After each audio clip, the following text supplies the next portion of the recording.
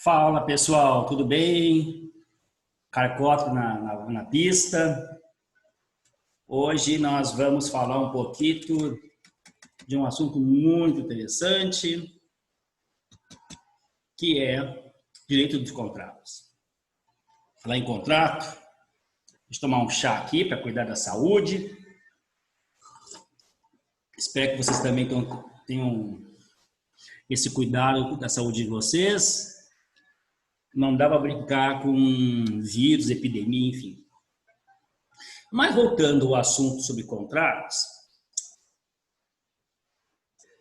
contrato, a gente, de forma geral, realiza em todo momento, em todo minuto. Você faz um contrato para viajar, você faz um contrato para comprar um carro, comprar um apartamento, um imóvel, não imóvel. Você vai fazer um contrato para união estável, para fazer uma faculdade, para fazer uma pós. Tudo que você parcelar no comércio, você faz um contrato. Então, o primeiro princípio que eu posso passar para vocês, já que nós vamos abordar o tema nessa aula, nesse vídeo, é tipo de contratos, né? Ele está fundamentado no Código Civil, porque a relação do contrato é civil, não é penal, né?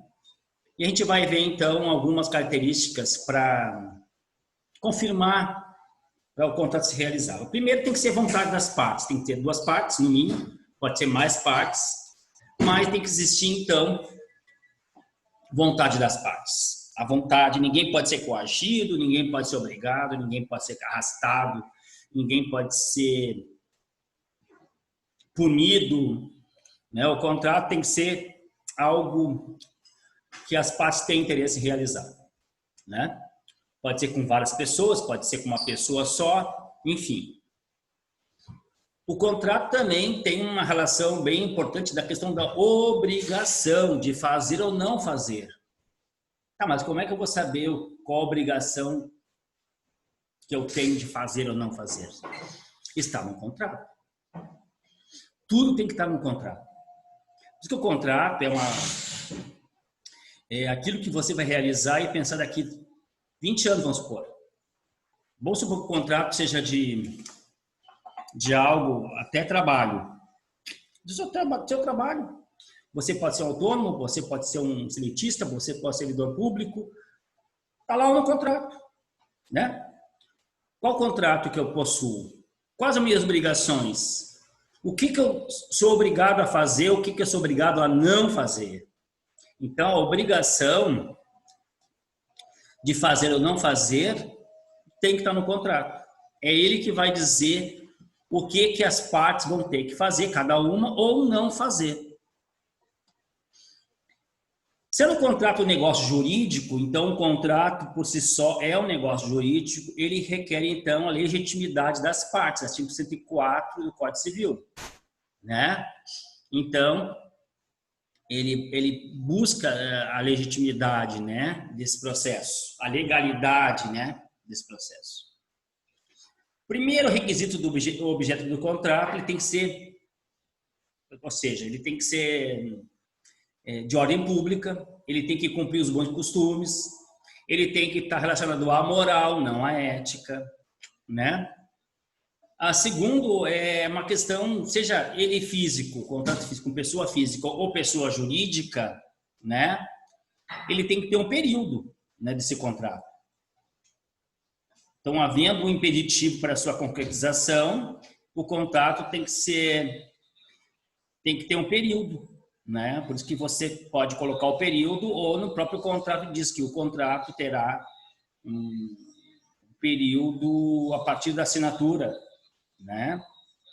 Do registro ou do reconhecimento de marca, ou seja, tem que estar no contrato também esse período, né?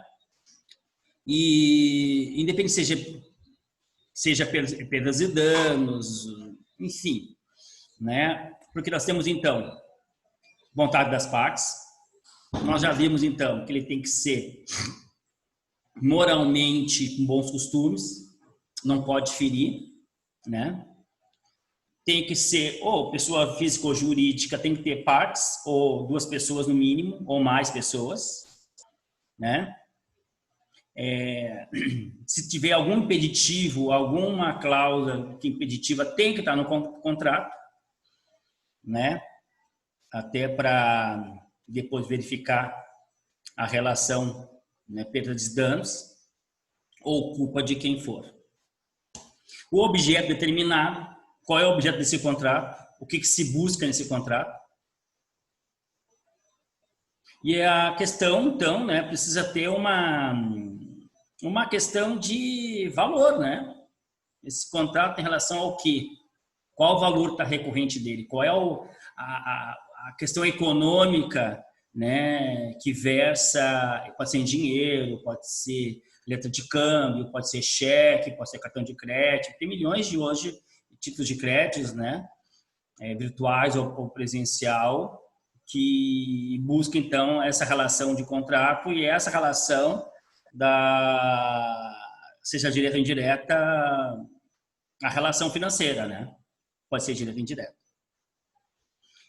Requisito subjetivo. Então, o objetivo é aquele que tem que estar no contrato, tem que estar bem claro, explícito. Subjetivo é aquele que tem que estar entre linhas, que se entende, pré-entende, né? Então, é um contrato entre 2 ou mais pessoas.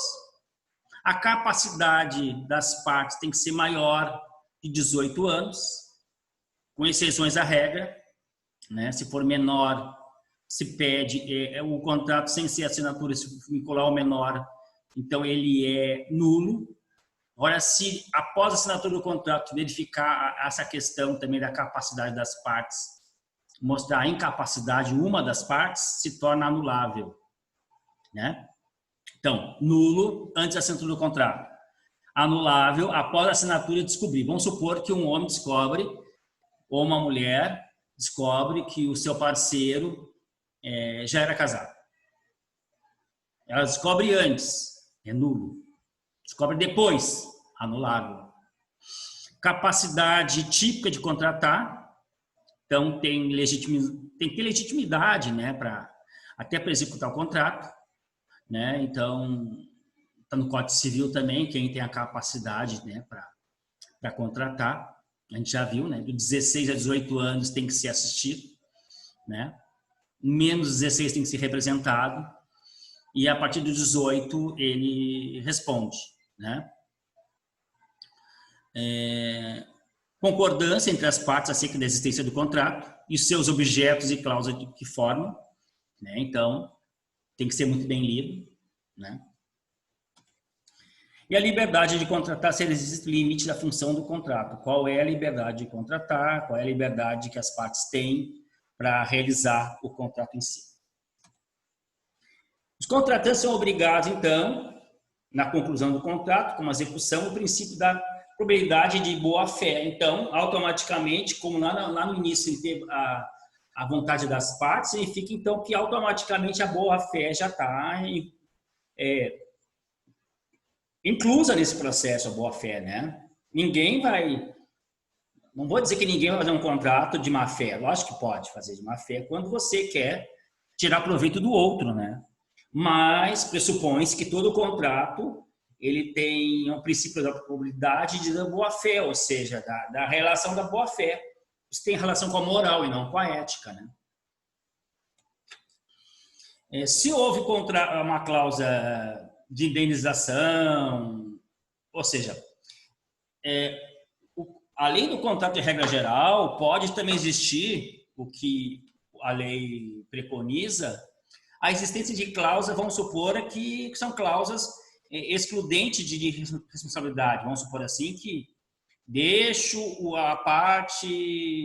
considera a parte não responsável por tal coisa, né? Vamos supor de aluguel ou de propriedade, enfim, a parte fica responsável por IPTU, a parte fica, ou seja, eu posso tanto colocar no contrato a cláusula de irresponsabilidade como de responsabilidade das partes, né? Isso cabe às partes. Como é de boa vontade, de boa fé, assinou, selou, né? Selou a vontade. E aí nós temos aqui, que eu acho interessante, que deixa eu voltar ali um pouquinho, que a gente viu o subjetivo. Aqui, um pouquinho, aqui. É legal a gente pesquisar um pouquinho o que seria princípio da parte subservante.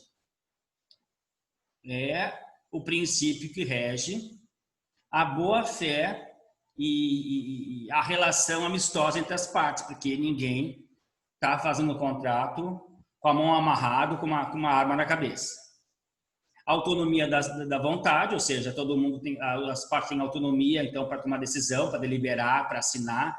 Se não for, se for menor de 16 a 18, então ele vai precisar de ter alguém para, junto com ele, dar essa autonomia. Consensualismo, né? Existe a questão consensual entre as partes de todas as cláusulas que está vinculada ao contrato. Relativo a efeitos do contrato também, as pessoas, as partes bem sabem, se não pagar tal coisa no dia, o que acontece, se não cumprir tal coisa, o que acontece, se cumprir, o que acontece, ou seja, né? Tem algumas, vamos dizer, de faculdade, se pagar em dia, tu tem desconto de 5%, né? Então tem que estar tudo no contrato. O princípio de boa-fé, que tem relação direta com a moral, o princípio da identificação, então a identificação das pessoas em relação ao contrato, né? O objeto do contrato tem que ter relação com as pessoas, e aí as pessoas têm que se identificar. E a verificação, o princípio de verificação, porque se tu assinou o contrato, significa que tu verificou. Mas acontece que não, tu pode mandar para o advogado, tu pode mandar para o contador, pode mandar para o administrador, pode mandar para quem tu quiser, para o teu pai, para tua mãe, qualquer pessoa, mas se você assinou, você está ciente, né, do que está assinando. Mas eu fui enganado. É muito difícil. Depois o juiz vai, mas acontece que assinou, tu não leu, né? E aí, é interessante a gente ver também, que a gente vai ver esses assuntos na próxima aula, contrato eletrônico, que é muito interessante. E uma atividade que nós vamos realizar vai ser, para fixar a matéria, a gente vai ter uma atividade onde também vocês vão ter que pesquisar sobre contrato eletrônico, tanto interpessoal, intersistêmico, né? Todos os tipos de contrato eletrônico, para então, interativa, lógico, para então a gente entender também que, além de existir o contrato pessoal, impresso, mas também tem um contrato eletrônico. O Código Civil, o novo Código Civil, e o próprio processo civil, ele abre várias lacunas na parte virtual do processo, né? Hoje não há uma necessidade só de você ter que assinar, digitalizar e mandar. Tu pode ter assinatura eletrônica, tu pode ter outros meios de concordância, e aí é uma relação de estudo que a gente vai ver. Numa atividade que vocês vão realizar a partir de assistir esse vídeo, vai ter uma atividade com perguntas e respostas. Uma delas tem relação com então, o contrato eletrônico, que é uma modalidade nova, né? Então, uma atividade de pesquisa que tem relação a isso. Ok? Eu queria agradecer a aula de hoje, né?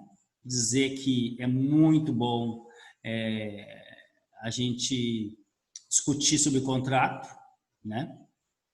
Que rege a vida da gente. E até a próxima aula. E boa atividade para vocês.